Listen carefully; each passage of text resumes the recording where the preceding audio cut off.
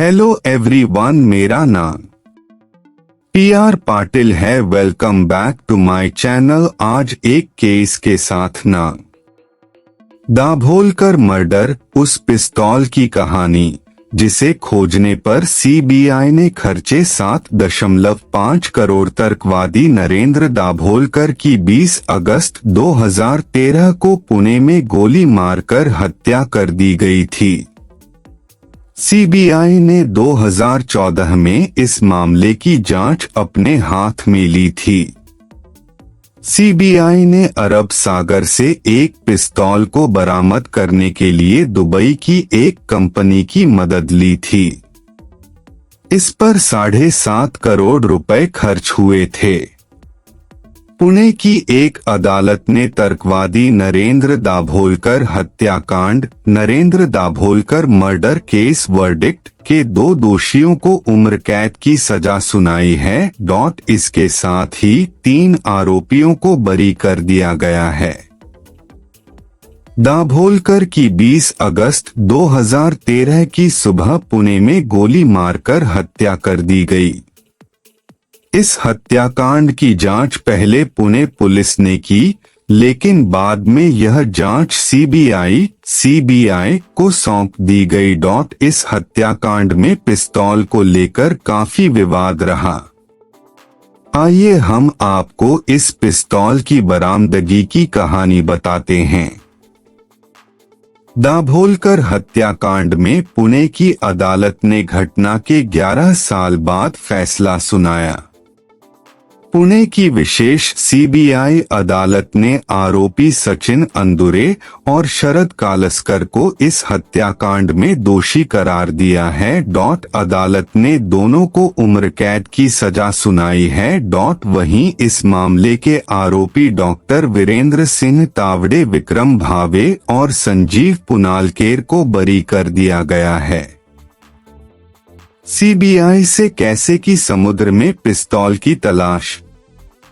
CBI ने 2014 में इस मामले की जांच अपने हाथ में ली थी। CBI का कहना था कि हत्याकांड के आरोपियों ने हत्या में प्रयुक्त पिस्तौल को समुद्र में फेंक दिया था। उसने पिस्तौल की तलाश के लिए महाराष्ट्र सरकार से इजाजत ली। CBI ने पिस्तौल की तलाश के लिए दुबई की एनविटेक मरीन कंसल्टेंट्स को नियुक्त किया था।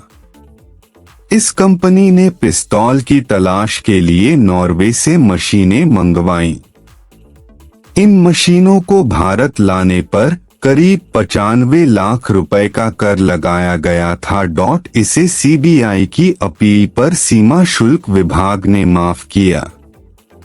इससे पिस्तौल की तलाश पर आने वाली लागत कम हो गई। CBI की इस पूरी कवायद पर करीब 7.5 करोड़ रुपए का खर्च आया। पिस्तौल की तलाश पर आए खर्च को CBI, महाराष्ट्र और कर्नाटक पुलिस की ATS ने मिलकर वहन किया था। ये तीनों एजेंसियां ही दाभोलकर, गौरी लंकेश और MM कलबुर्गी की हत्या की जांच कर रही थीं। लंकेश और कलबुर्गी की हत्या कर्नाटक में हुई थी। जांच के दौरान पता चला था कि इन तीनों हत्याकांड में एक ही तरह की पिस्तौल इस्तेमाल में लाई गई थी।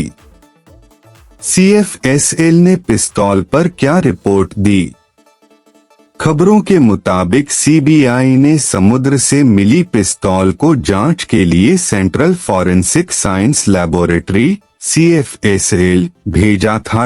अंग्रेजी अखबार हिंदुस्तान टाइम्स की एक खबर के मुताबिक CFSL के जांचकर्ताओं से कहा कि हत्या में जिस गोली का इस्तेमाल किया गया था वो इस पिस्तौल से मेल नहीं खाती है। 3 गोलियों को घटनास्थल से बरामद किया गया था। CFSL की रिपोर्ट CBI के लिए बड़ा झटका थी। इस हत्याकांड में दोषी ठहराए गए शरद कालस्कर, गौरी लंकेश हत्याकांड में भी आरोपी है। सीबीआई का दावा था कि कालस्कर ने 23 जुलाई 2018 को पुणे से नाला सोपारा लौटते हुए 4 देसी पिस्तौल को तोड़कर समुद्र में फेंक दिया था। एजेंसी को शक था कि समुद्र से बरामद पिस्तौल उन्हीं में से एक थी। जन्म 1 नवंबर 1945 में महाराष्ट्र के सातारा जिले में हुआ। उनके बड़े भाई डॉक्टर देवदत्त दाभोलकर पुणे विश्वविद्यालय के पूर्व कुलगुरु थे, जबकि दूसरे भाई डॉक्टर दत्त प्रसाद दाभोलकर वरिष्ठ वैज्ञानिक और विचारक हैं। पत्नी शैला दाभोलकर भी सामाजिक कार्यों में उनके साथ थी। उनका बेटा हमीद दाभोलकर भी डॉक्टर है और उनकी एक पुस्तक प्रश्न मनाचे का सहलेखक भी। इन दोनों ने काला जादू, जादूटोना जैसी चीजों को अंधविश्वास से परे मानसिक रोग के रूप में देखने की वकालत भी की। उनकी बेटी मुक्ता पेशे से वकील है। MBBS की पढ़ाई पूरी करने के बाद डॉक्टर बनने की बजाय उन्होंने सामाजिक कार्यों में खुद को झोंक दिया। सन 1982 से वे अंधविश्वास निर्मूलन आंदोलन के पूर्णकालीन कार्यकर्ता थे। सन 1989 में उन्होंने महाराष्ट्र अंधश्रद्धा निर्मूलन समिति की स्थापना की। तब से वे समिति के कार्याध्यक्ष थे। यह संस्था किसी भी तरह के सरकारी अथवा विदेशी सहायता के बिना काम करती है। इस संगठन की महाराष्ट्र में लगभग 200 शाखाएं हैं। लेखन और संपादन। अपने 3 दशक से भी अधिक के कार्यकाल में डॉक्टर दाभोलकर ने पोंगा पंडितों और दंभियों का दंभस्फोट करने वाली कई पुस्तकों का लेखन किया। खासकर तथाकथित चमत्कारों के पीछे छिपी हुई वैज्ञानिक सच्चाइयों को उजागर करने पर उन्होंने अधिक ध्यान दिया। ऐसे कैसे झाले भोंदू, ऐसे कैसे बने पोंगा पंडित, अंधश्रद्धा विनाशाय, अंधश्रद्धा प्रश्न चिन्ह आणि पूर्ण विराम, अंधविश्वास प्रश्न चिन्ह और पूर्ण विराम, भ्रम आणि निराश प्रश्न मनाचे, सवाल मन के आदि पुस्तक उनमें सम्मिलित है। जाने माने साहित्यकार और समाजवादी चिंतक साने गुरुजी द्वारा स्थापित साधना साप्ताहिक का संपादन वे पिछले 12 वर्षों से कर रहे थे। इस साप्ताहिक को नई बुलंदियों और लोकप्रियता के पायदानों पर ले जाने का श्रेय उन्हें जाता है। अपनी व्यक्तित्व क्षमता के लिए मशहूर डॉक्टर दाभोलकर अनेक संतों के उदाहरण देकर भोंदू बाबा और नकली संतों महंतों पर प्रहार करते थे। एक बार अपने एक भाषण में उन्होंने विजय तेंदुलकर के साथ हुए वार्तालाप का जिक्र किया था। तेंदुलकर ने उनसे पूछा था, क्या तुम्हें नहीं लगता कि श्रद्धा या आस्था रखना लोगों की मजबूरी है? तब डॉक्टर दाभोलकर ने कहा था, मुझे मजबूरीवश आस्था रखने वालों से कोई आपत्ति नहीं है। मेरी आपत्ति है दूसरों की मजबूरियों का गलत फायदा उठाने वालों से। धर्म के महिमा मंडन का विरोध। उनकी यही भूमिका डॉक्टर श्रीराम लागू के साथ उनके जाहिर कार्यक्रमों द्वारा सामने आती है। इस कार्यक्रम में जहां डॉक्टर लागू ईश्वर को रिटायर करने की उनकी भूमिका रखते थे, वहीं डॉक्टर दाभोलकर ईश्वर में आस्था रखने वालों पर ताने कसने की बजाय उनके लिए सहानुभूति जताते। वे कहते, मुझे कुछ नहीं कहना है उन लोगों के बारे में जिन्हें संकट के समय ईश्वर की जरूरत होती है, लेकिन हमें ऐसे लोग नहीं चाहिए जो कामधाम छोड़कर धर्म का महिमा मंडन करें और मनुष्य को अकर्मण्य बनाएं। उन्हीं के प्रयासों के कारण 7 जुलाई 1995 को, जब शिवसेना भाजपा सत्ताधारी थे, विधानसभा में जादूटोना विरोधी कानून बनाने का प्रस्ताव पारित किया गया।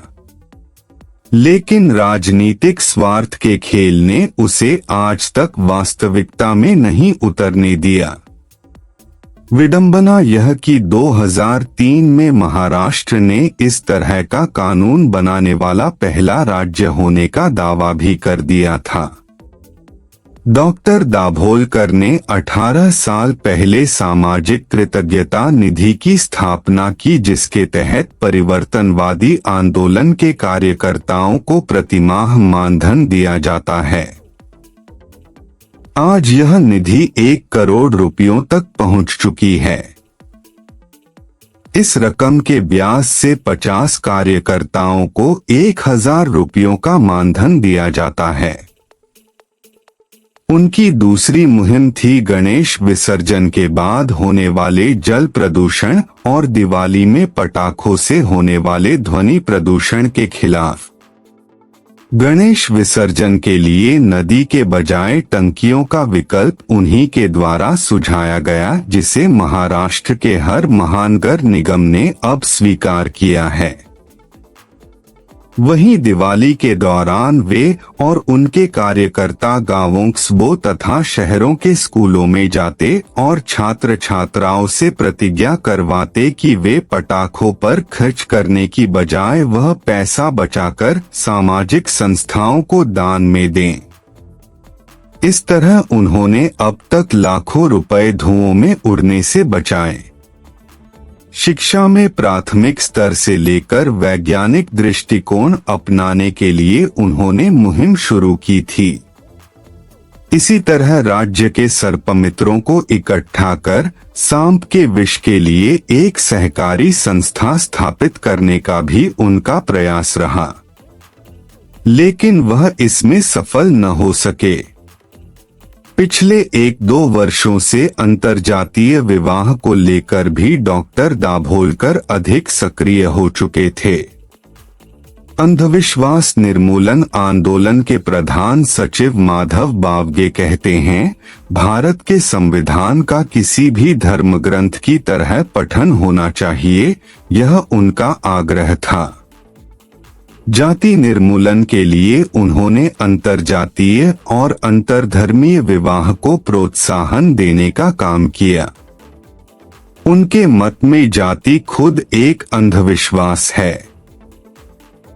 उन्होंने पूजा, धर्म अथवा धार्मिक उत्सवों का कभी विरोध नहीं किया। उन्होंने विरोध किया उसमें निहित अमानवीयता और अवैज्ञानिकता को डोट। महाराष्ट्र में जाति पंचायत के आतंक के कारण 2 लोगों की मौत के बाद उन्होंने यह मसला पूरी गंभीरता से उठाया था। हालांकि उनके विरोधी उन्हें खास तौर पर हिंदू विरोधी मानते आए हैं। बालयोगी विट्ठलिंग महाराज, अक्कलकोट पेटफाडू असलम बाबा हो या अनुराधाताई अथवा गुलाब बाबा, अकोला हो या नागपुर की निर्मला माता, जहां भी आडंबर दिखा वहां वे पहुंच जाते। डॉक्टर श्रीराम लागू, नीलू फुले, सदाशिव अमरापुरकर जैसे कलाकार, विजय तेंदुलकर और अच्युत गोडबोले जैसे लेखकों का साथ उन्हें मिला। ये शायद बहुत कम लोग जानते हैं कि डॉक्टर दाभोलकर राष्ट्रीय स्तर के कबड्डी खिलाड़ी भी थे। बांग्लादेश के खिलाफ कबड्डी मैच में उनका चुनाव किया गया था। राज्य सरकार द्वारा शिवछत्रपति पुरस्कार, साथ ही शिवछत्रपति युवा पुरस्कार भी उन्हें मिला था। यह बात कल दोपहर तक कम ही लोग जानते थे। सीबीआई ने अपने आरोप पत्र में शुरुआत में भगोड़े सारंग अकोलकर और विनय पवार को शूटर बताया था, लेकिन बाद में सचिन अंदुरे और शरद कालस्कर को गिरफ्तार किया और एक पूरक आरोप पत्र में दावा किया कि उन्होंने दाभोलकर को गोली मारी थी। इसके बाद केंद्रीय एजेंसी ने अधिवक्ता संजीव पुनालेकर और विक्रम भावे को कथित सहसाजिशकर्ता के तौर पर गिरफ्तार किया।